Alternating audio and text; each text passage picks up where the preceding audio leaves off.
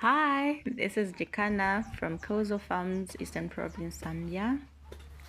Just here to show you our low-cost poultry house, measuring 9 by 4.5 meters.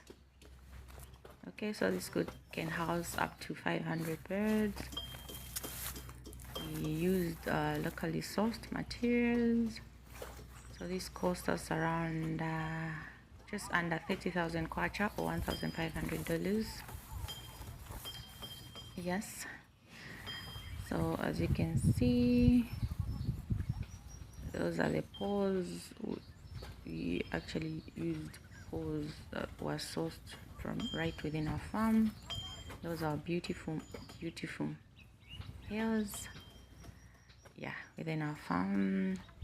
Yeah, so if you would like to hear about the breakdown of the total cost, you can comment below. Thanks.